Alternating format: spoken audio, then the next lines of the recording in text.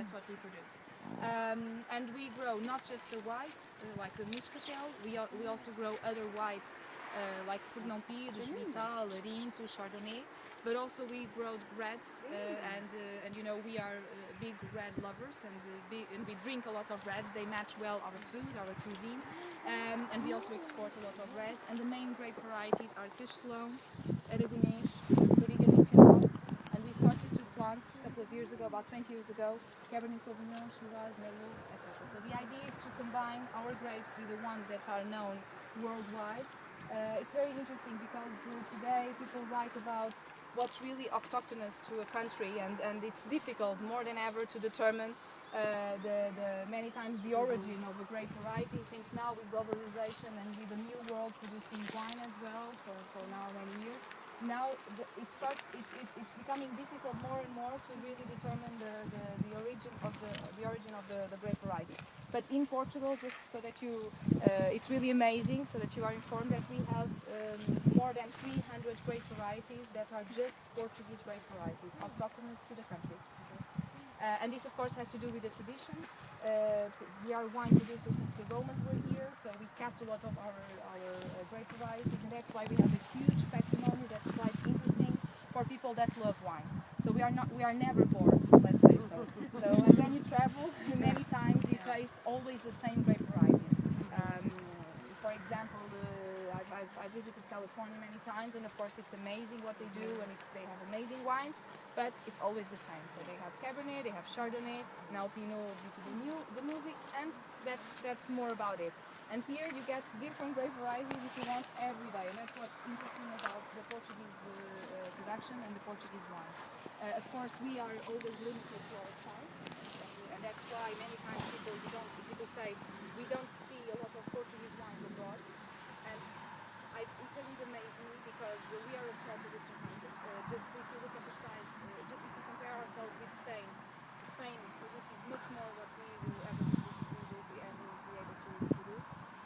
But we are growing our exports market. We are growing, and people are now more aware that we don't just produce port or Madeira wine or rosé like we've done in the 60s, 70s. But now people are more interested. So it's almost like we are almost like New World. Although we are old Europe, we are almost people are starting to learn more about it sometimes.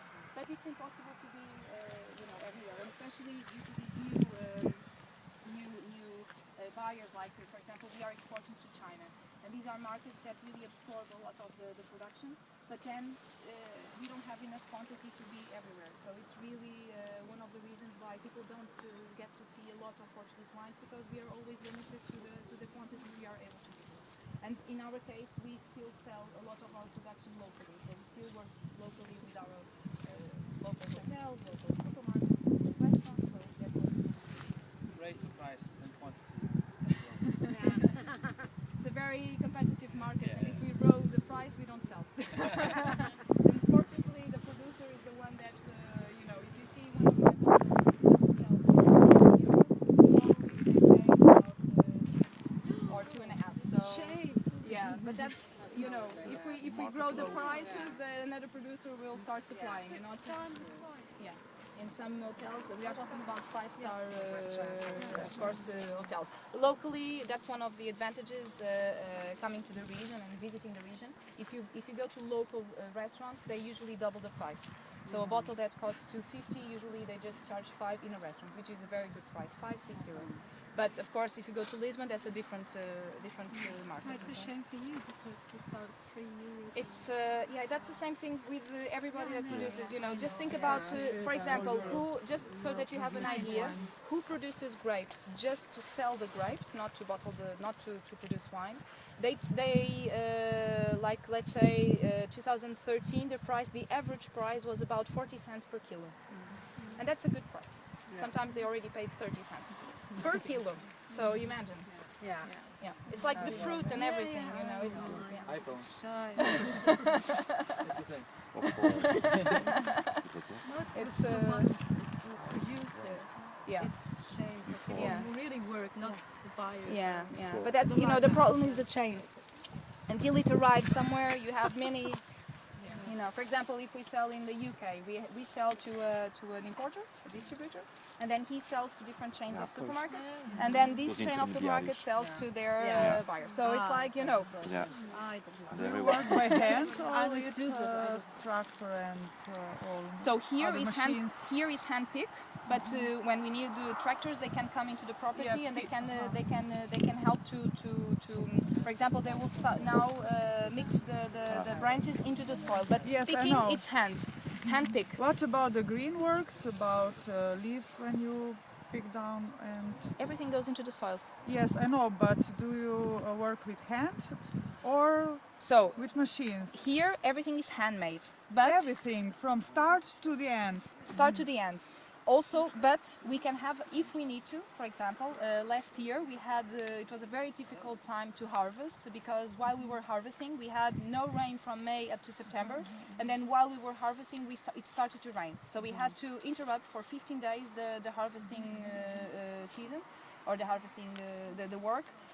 And so what happened, we hired a machine to help us speed up the process, okay? So we have enough room in between the rows for a tractor to come and help us pick the grapes. But this is an exception, and the thing is because we had excellent grapes until it started rain, and then we had the risk of losing the grapes because when the grapes are there, if you have the combination, you know, of heat and water, it's the worst you can have. So we couldn't afford ourselves to lose. But then you have enough room for a tractor to come. But preferably here, always we handpick, and this is all handmade. So we have people that they have now electronic scissors. But everything, it's handmade, the pruning as well. Yeah. On your bottle, is it written organic wine? No. No. We have actually a certification in the vineyard. So that Just it's write organic wine. no, we have we are certified. The vineyards are certified as biodynamic. So we use as much as possible the nature to help us nourish and to take care of the vineyards.